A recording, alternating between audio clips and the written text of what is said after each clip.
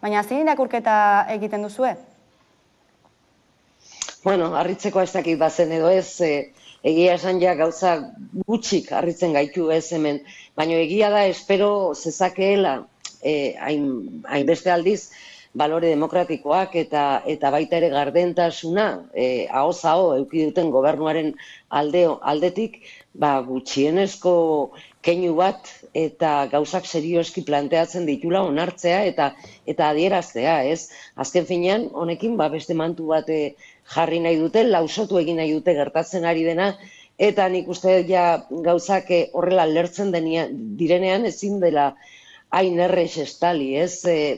Badirudi gardentasuna ahoz aho dutela, baina zenbait eta gehiago hitz egin gardentasunaz gobernu honek, hainbat galdera gehiago sortzen zaizkigu eta ikusten ari gara gardentasunik ez dagoela, eta nahi dutena dela nolabait estali guzti hau, ez? Nik uste hainbeste urtetan ohitu da estatu hau gauzak nahi duen eran egitea, inertzia horietatik bizi dela eta ez direla konturatzen arduragabekeri handia dela, baita ere gobernuaren aldetik eta beraien iruditik begiratuta. Atzoko agerraldian aipatzen zenuen, ezta? Zalantzarik gabe eta frogekin frogatu behar dela, argitu behar dela Pegasus programa ez dutela estatuko estolderiek erabili, baina ikerketa batzorderik gabe eta sekretu ofizialen batzordearen bidetik ezer gutxi esperota, zein bide gelditzen da? Bueno, jarraitu dezagun, ez? Exigituz eta aldarrikatuz behar dena, ez? Eta azken finean, hainbat momentutan geratzen dena da, dauden kontraesanak eta azalareztea eta pasatzen ez ustea horrelako egoerak, ez? Nik uste horrekin ere zerbait lortzen dela, egia da, bihar sekretu ofizialen batzorde hori egongo da, ez dugu ezer espero, hortik egia esan. Gaur, Margarita Robles dago beste defentsa batzordean eta ezer gutxi esaten ari da, apenas eta ezer, ze horrela aitortu du eta ez duela inolako informaziorik emango, ze bihar omen da tokia han informazio guztia zeneik eman dezan, baina informazio guzti hori badakigu zertan gauzatuko den, utxala izango da, ze kuriosa bada ere zeneik legez sekretupean mantendu behar ditu egiten dituen guztiak, hau da, bai legalak izan edo ilegalak izan, beraz, ez dauka irteera askorik, baina, bueno, joango gara biharko batzorde horretara eta gutxienez mai gainean jarriko ditugu, kontraesan guztiak, ez gaur egun galdera asko daude eta konfusio asko dago eta erantzunik gabeko galdera asko daude batez ere. Bai, aipatu duzu bihar zeneiko zuzendariak bagerraldea egingo duela, Pegasus auziari buruz. Moncloak momentuz ez du argitu bere dimisioa egingo denala ez? Ez dakit horrekin nahikoa izango litzatekeen, zer uste duzue? Nahikoa.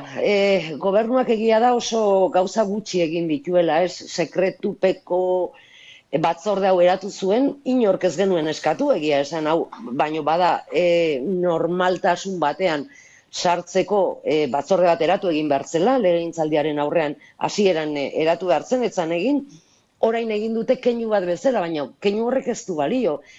Behar dena da hemen ikerketa bat eta badaude gauza batzuk absurdoak direnak, eta gaurtik aurrera Europan martxan jarriko den bezala batzorde bat gauza guzti hauek ikertzeko, kuriosoa da, hemen ez egotea batzorde hori, ez? Gu jarraituko dugu gure eskakizuna, ze uste dugu dimisioak behar direla eta neurriak hartu behar direla, baina lehendabizi jakin beharko dugu zer gertatu den, nork agindu zituen egin diren entzuketa horiek eta hortik aurrera neurriak hartu beharko dira eta noski neurriak hartu behar direla, baina lehendabizi jakin behar dugu zer den zeneiko zuzendari honen dimisioa ematen bada eta prentsatik jakiten ari gara egun hauetan guztia, dauden informazioak direnak eta ez direnak, baina badirudi horrela izango dela medioek esaten dutenez,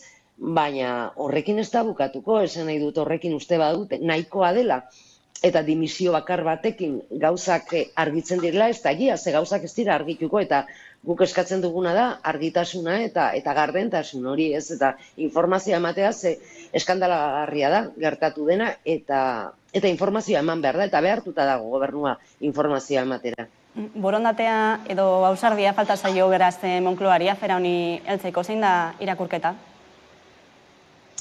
Bai, beste hainbat gauzetan bezala, ez?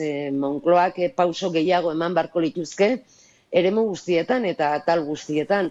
Hau oso evidentea gertatu da eta egia da New Yorkerrek ez bazuen atera, honetaz ez ginela hitz egiten arituko gaur egun, ez?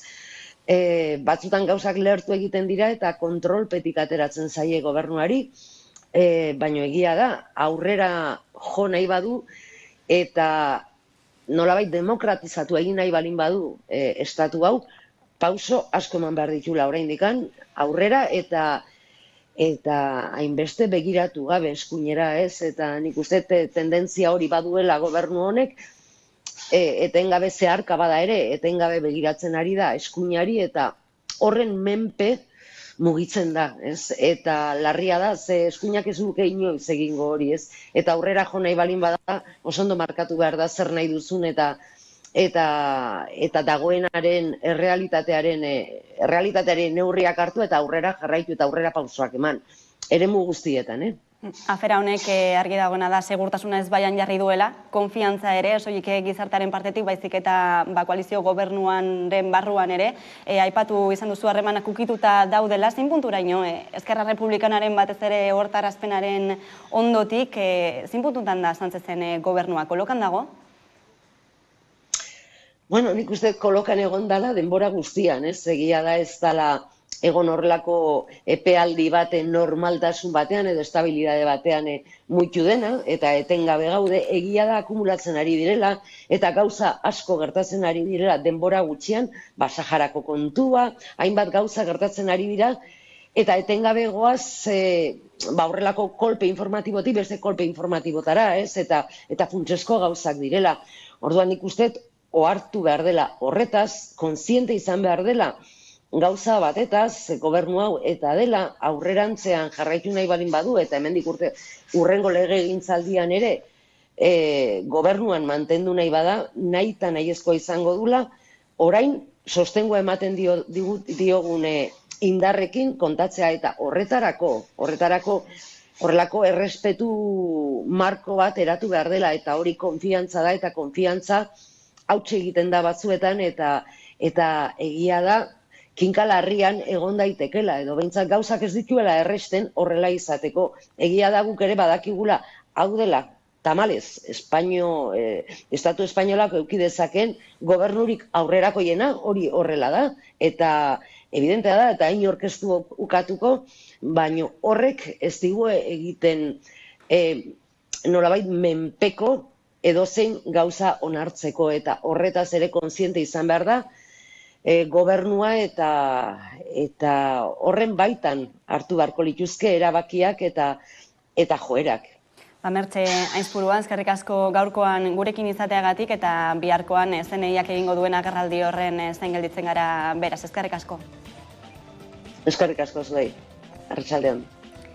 Eta Madriletik Parisera egin behar dugu salto, izan ere 5 aste barru ospatuko diren Asanblada Nazionalerako hauteskundei begira, azken ordukoa baita, Frantziako alderdi komunista eta sozialista ere ezkerreko frontera batu direla. Frantzia